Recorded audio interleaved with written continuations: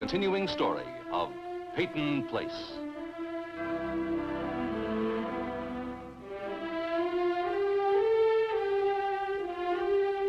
Starring Dorothy Malone as Constance Mackenzie, Warner Anderson as Matthew Swain, Ed Nelson as Michael Rossi, and Mia Farrow as Allison Mackenzie.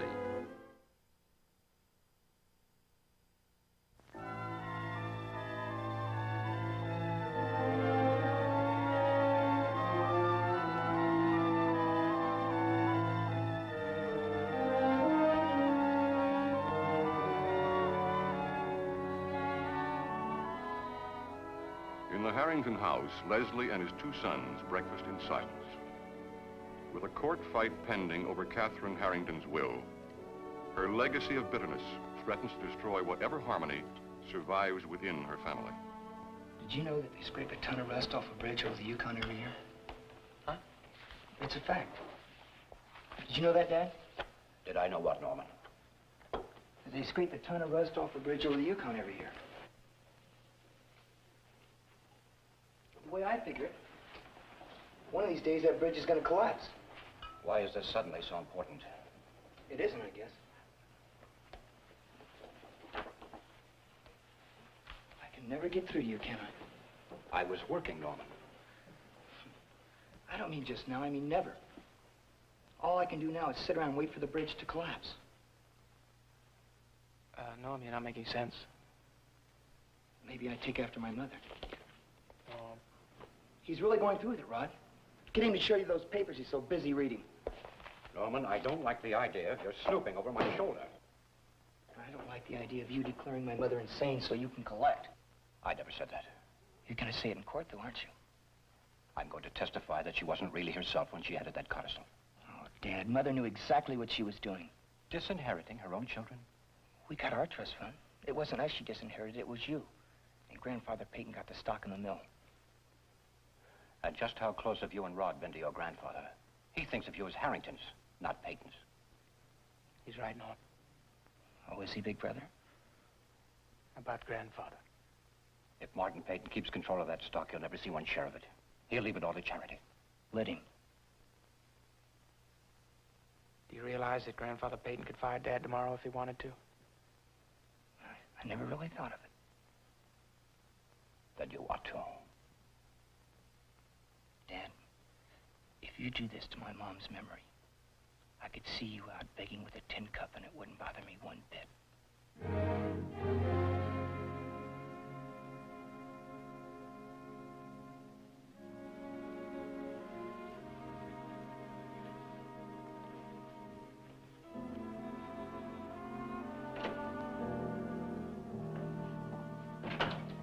Norm, that was pretty rough. I'm in it. Listen, I don't say you have to agree with him, but come on, let's try and get along. We're still a family. A family? Well, wait till the courts scrape off all the rust. There won't be anything left.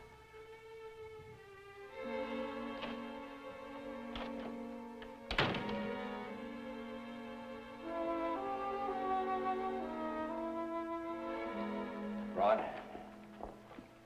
he'll get over it. Dad, I feel kind of like Norman about this.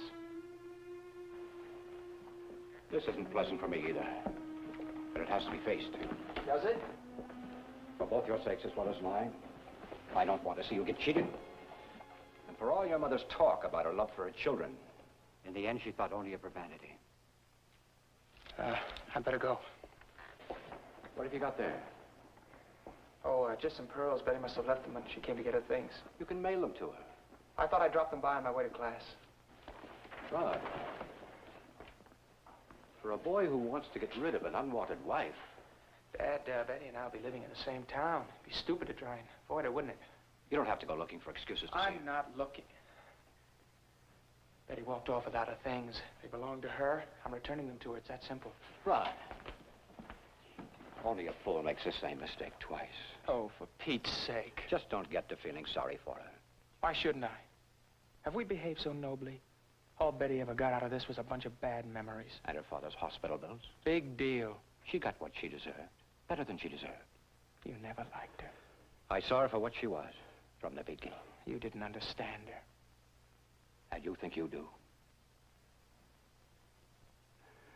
think it's about time you had your eyes opened.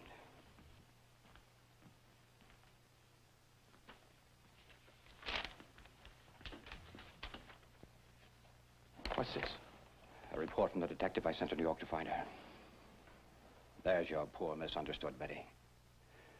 Moving in with a party girl. Taking money from men. I thought you hired Mr. Blaine to find her, not to spy on her. He only reported what he saw. There's another copy, hidden away safely. For what? I sincerely hope for nothing. But I never knew a woman who had sense enough to stop while she was ahead.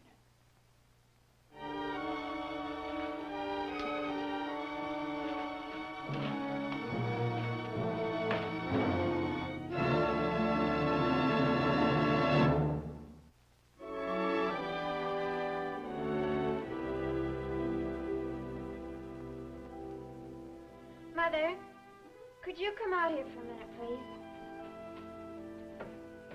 Happy birthday. Oh, thank you. Oh. Oh, bless your heart, dear. That's lovely.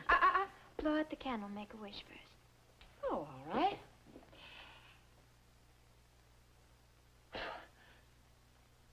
What'd you wish for? Oh, I can't tell. It wouldn't come true. I know what I wish.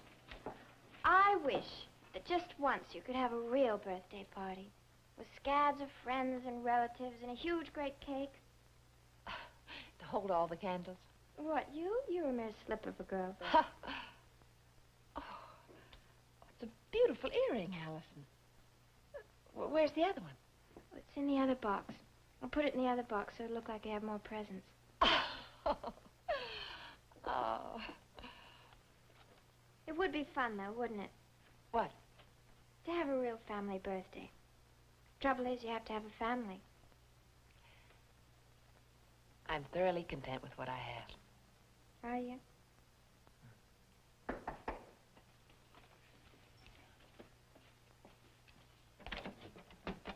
Morning. Morning. These are for your mother. Long stem American beauties at $9 a dozen. Looks like you're due for a stepdaddy, Allison. Oh, happy birthday, Miss Mackenzie. Why, thank you, Mr. Bascom. There you are. Bye. Goodbye.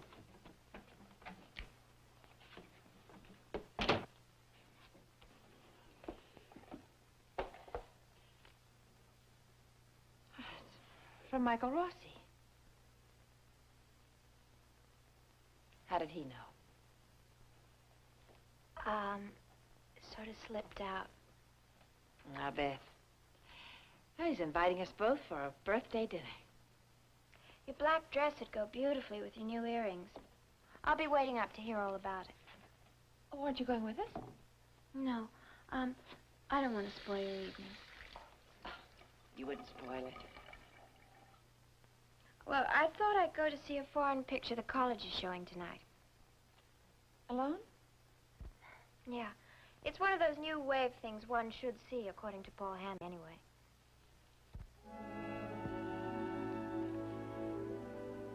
You left these at the house. On purpose. But they're yours. Well, I don't want them. What am I supposed to do with them? Whatever you like, throw them away. Oh, you don't throw away a good string of cultured pearls? Well, then give them to someone. I already have. To you.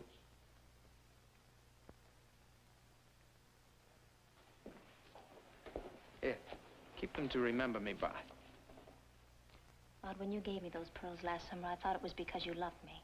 They meant a lot to me then. Now all they can mean is thank you for favors received. Well, you've accepted other gifts for the same reason? I mean, why make an exception of me? Go ahead, take them. You deserve them, just like you did the money he gave you in New York. Money who gave me? A man you met. What are you talking about? Private investigator's report on your activities. It's all there. Sharon Purcell, the whole bit, including the man who gave you the money. You had a private detective following me? Not me. My father. Oh, that sounds like your father. Look, I didn't like him doing it. I got pretty upset with him about it, but I was also very disappointed in you, Betty. Oh, were you? I think I'm entitled to some kind of an explanation. Why? Because you're my wife, that's why. I won't be in a few days after the annulment. You were my wife when you went to New York. Do you know what an annulment is, Rod? It means the marriage never existed. You have no right to ask me anything.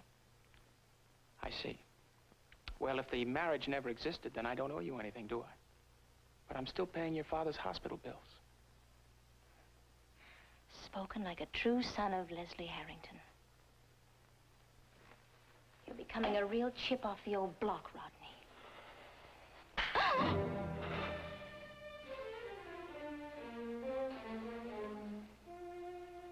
Better? No, not really.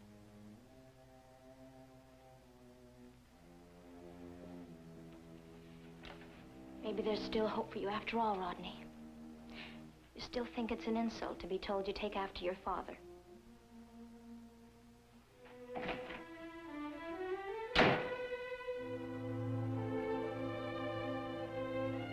Happy birthday, Connie. Oh, thank you, Matt. May the year bring you many joys and few sorrows. You know, maybe it's just as well we don't know what the future holds in store for us, huh? Sufficient unto the day is the good thereof. Only that's not the way it goes, Matt. Sufficient unto the day is the evil thereof. Well, that doesn't necessarily mean that tomorrow is bad. It just means you shouldn't worry till you get there.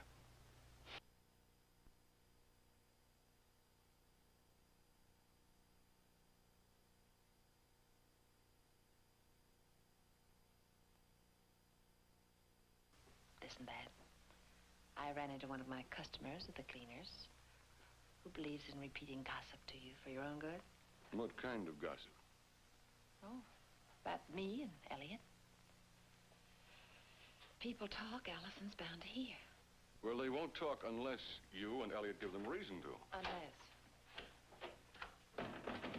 Hello, Connie. Matt. Hello, Elliott. You're looking well?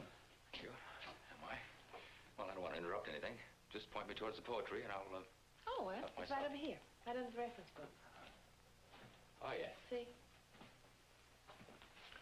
Sufficient unto the day. Well, did you find what you wanted? Yes. Poetry of love. You remember when I gave you a copy? Oh, yes. It was a long time ago. A very long time ago. Oh, not so long that you've forgotten that I bought your birthday dinner at Rouget's. I gave you the book, but do you remember something else? Corsage? Yeah. 3 little green orchids. And you laughed and said they looked more like butterflies than flowers. And then after dinner, you demanded an ocean voyage, so I took you up to the 125th Street ferry. And we rode back and forth between New Jersey and New York, reading poetry to each other all night until the sun came up.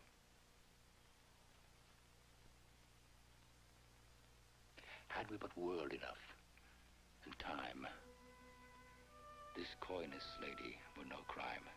We would sit down and think which way to walk. And pass our long love's day. Connie, have birthday dinner again with me tonight. It doesn't have to be here. We can drive somewhere where nobody will suspect or even care about my prison past. I'm sorry, Elliott. I have to say no. Why? I already promised Michael Rossi. Oh, I see. Well, I hope you both have a pleasant evening. As always, next year, that's something to look forward to. Happy birthday, Connie.